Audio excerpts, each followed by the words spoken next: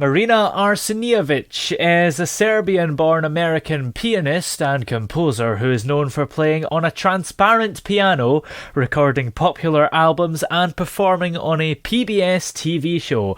And look, she's here with us now. How are you doing today? Oh, hello, Toby. I'm doing great, and I'm happy that we can introduce each other through this media. Yes, it's great. You've got these new songs that you've released recently, which are Delilah and My Beauty, and you've done them both with tenor John Rayson.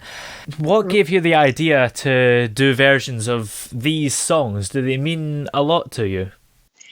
Well, you see, I have been a classical pianist and, if you call it, crossover artist for quite a time, and got all sorts of awards ever since I was 9 years old. Performing throughout the world and then coming to United States, I have been changing with the time, and the atmosphere around me inspires you to do different things musically, but they were always having the same kind of direction and motto, using classical techniques, so virtuosity piano, and enhancing with the melodies I have heard either in my childhood or pop rock classics around.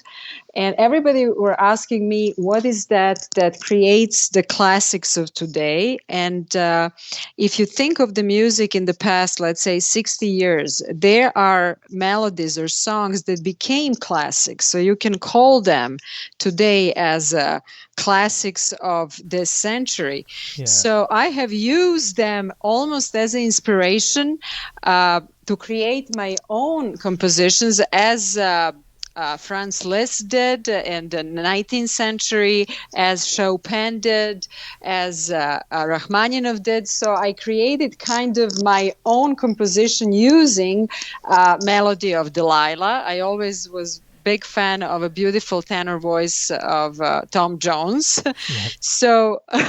So I always thought that that's something so powerful that's almost like a opera sound in a pop music. So during the COVID lockdown, when we all were sent home from our concert halls, so I was at the time performing around the United States, and specifically in March in Florida. So everything got canceled in the United States like mid-March. And so you're sent home and you have to create your life based on the situation you're around. So I started to completely create different music using all the popular classics, from Frank Sinatra, Elvis Presley to Tom Jones. So I created Delilah, and the young tenor John Rayson, he actually reached out to me during the COVID, and he said, well, I think I have something to offer with my voice. And if you're up for a big collaboration, I would like to join you. So that's how up to now I have 13 new compositions based on a popular classical, based on popular pop or rock sounds. The other composition I created is based on Luc Besson's 2019 movie Anna, called My Beauty. And so it was the inspiration to create my own kind of a passionate rock, pop, classical piece with using my own voice, which, by the way, I did the first time in recordings. Yeah. You've recorded this stuff at home during the pandemic, of course. Did you have all the technology already with you, or did you have to go out and buy that and sort of work out how to use it? Well, I have to tell you, I learned a lot about production during the COVID. No, I didn't have it all. I didn't, and how time goes by, I realized I don't like this sound, I don't like that sound. I reach out to all the professionals that I have been working with, but we cannot be together. So one suggested the specific mics for a piano. The other one suggested the special lighting. The third one suggested mics for voice. So now I have to tell you, the full-blown concert hall with all the mics and cameras. And even in the meantime, actually, I got another instrument that I will promote soon. It's a newest Yamaha Clavinova, which is a digital piano with all fully loaded with all sorts of sounds, and it's like 4 feet piano. So now I really with the streaming, with videos, with all the new technologies reaching to the consumer so directly, I now can really sit home and constantly just create. So I just create every week. I create at least 1 or 2 songs. Yes, and I want to go back to your musical upbringing. Tell me about that, because I believe you started quite young, because you were talking about all these things happening when you were just 9. So how did you kind of start off when you were just that age? Yeah, well, you see, at the time, I was born in, I'm Serbian and American now, but I was born in, the time was Yugoslavia, and we were kind of directed to love classical music, and the school was free, so everyone who had the talent, you just have to be really very good because there are just few spots there Yeah. available for you.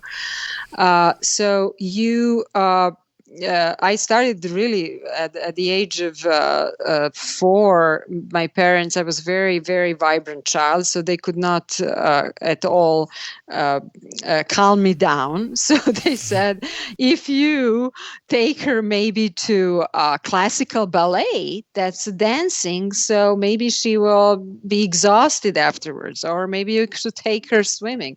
So that's how I started with the classical ballet classes. But then at that point, I was standing by piano accompanist all the time. I was just 4. And the teacher said, listen, this dancing will not work with her. Maybe you should take her to piano class. And then my parents were still not convinced. So they were buying me all the little miniature pianos. And then finally, by the age of 6, 7, they bought me just the upright piano.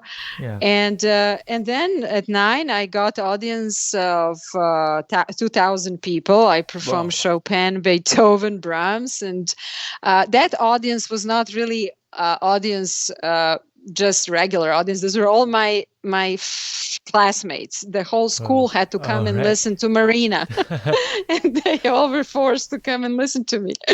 But that's how the piano that became your first love. You're kind of driven to excel, and I went to 2 schools. So you probably, if you're in Europe or in Canada, you have. I believe that there is 2 schools, separate school for music and separate for regular classes. Yeah. So I went to 2 schools, and then I graduated with master degrees of the University of Belgrade in arts. But during the 90s, when if you remember, the war started in former Yugoslavia, I was very young, and I realized that my only weapon is my music. So besides classical music, I started to incorporate all the melodies that I heard in my childhood into my compositions to show the people of our common humanity that music is the only tool that can unite you, that the only tool that can give you hope. So I created 2 albums at the time, one called Ethno Classical and Mozart, and the other one was My Mother Tongue, inspired by the traditional music and the classical music.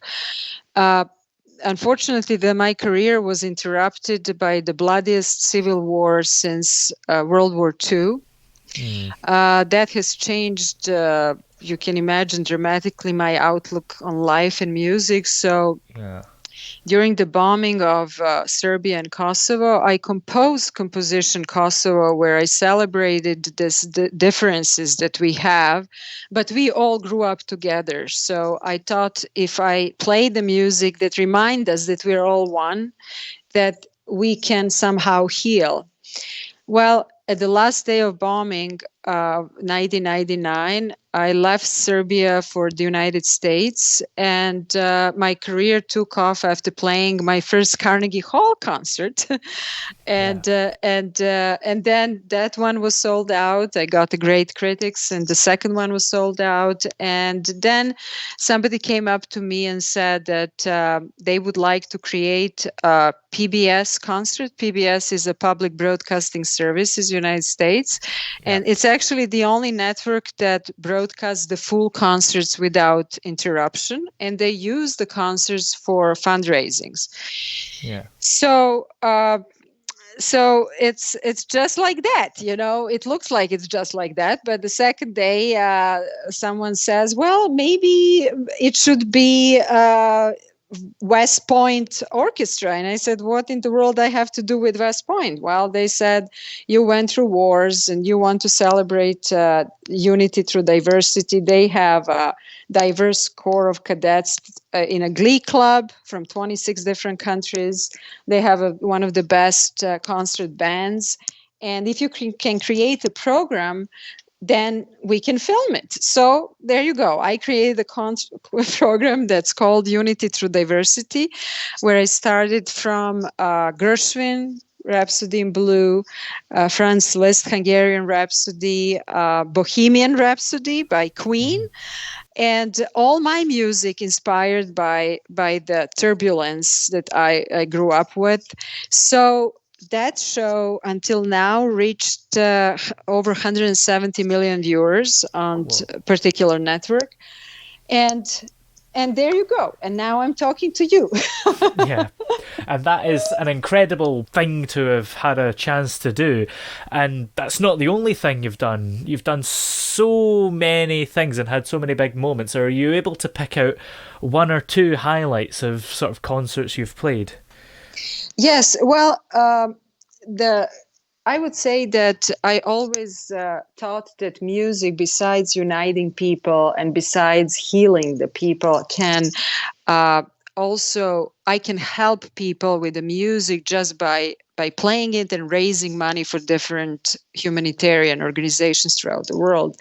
So I have been involved in helping kids without parents during the wars, that lost parents during the wars in former Yugoslavia, in Russia. Everything done in United States. I mean, during the concerts in the United States, I have performed. I performed at First Lady's Luncheon and for the First Lady Laura Bush and Cherry Blair, wife of the former Prime Minister Tony Blair. At one of the concerts, I thought it was very cool. I performed at the Colorado Opera House, and after the concert, the astronaut Neil Armstrong came to tell me that I was not born at the time when he visited my country, and I didn't know who I'm talking to at the time. No. And then and then you know how it is. After the concert, you have afterglow, and many people are coming to congratulate you. And one of them was this gentleman who said, "I was in your country before you were born." And I'm just inspired by everything I heard, and told me the story how he was drinking wine with President Tito. And then after I was done, my agent came up to me and says, "Hey, Marina, do you know who you just talked to?" So then we spent when I realized who I talked to, I spent the whole New Year's Eve. It was a New Year's Eve concert with him and his wife. So through music, I guess you have you reach so many different souls, and I believe with this new sound that I created based on Delilah, or based on the soundtrack for the movies. I have just finished We Are the Champions. It's live now on all the streaming services. And the last one I did is You'll Never Walk Alone, which came about after the We Are the Champions. I did a little fun video where I was playing soccer with John Risen, the tenor, in a video. And my father, who was a pretty famous soccer player in former Yugoslavia playing for national team, he said, hey, listen, I think you should wear a Liverpool FC jersey. And I said, why Liverpool? He says, because they're number one, they're the best team, and you love Premier League, so just wear Liverpool jersey. After I wore that Liverpool jersey, I got like thousands of messages that I should do my own take on You'll Never Walk Alone. So I listened so many different versions, and obviously, it came from Broadway musical Carousel that was first time premiere back in 1945.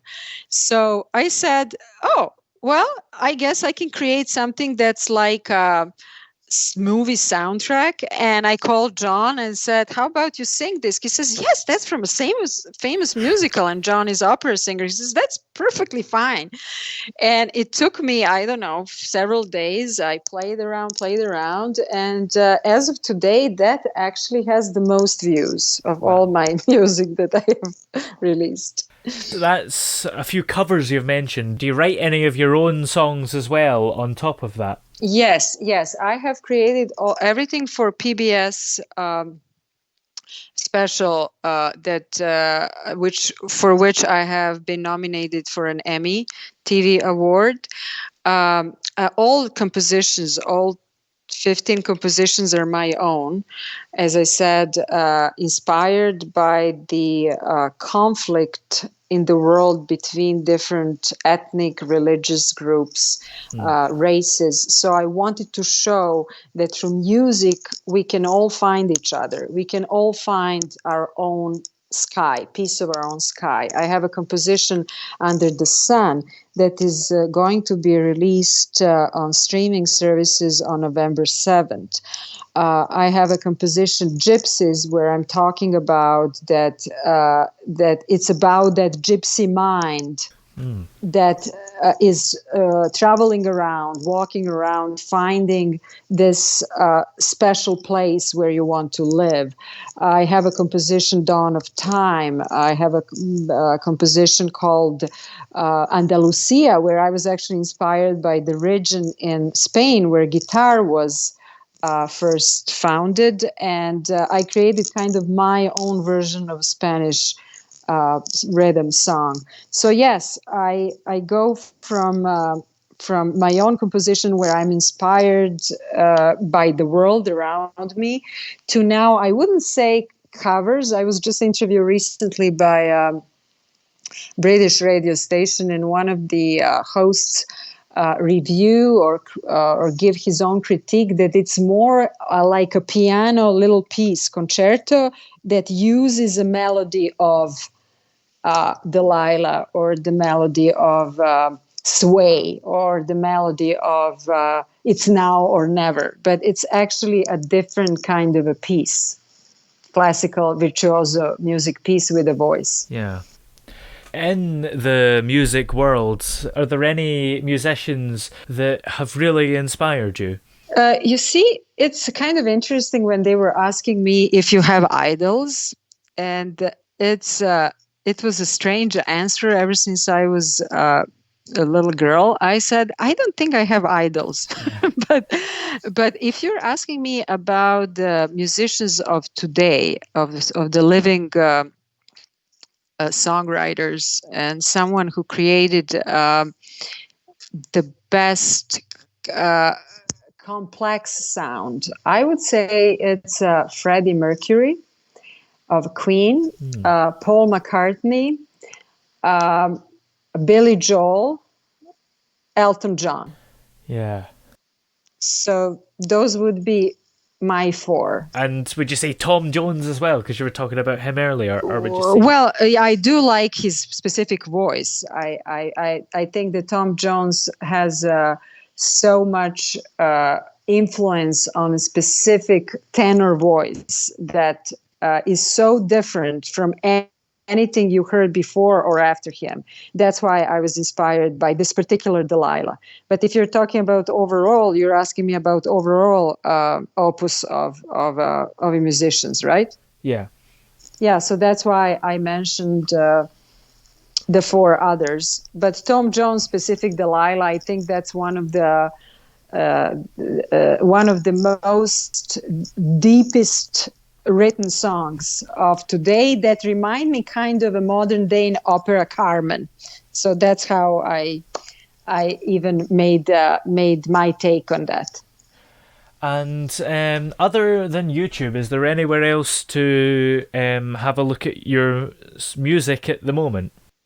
Oh, absolutely. So I'm very active on Instagram, where I have I don't know, of today over 360,000 followers.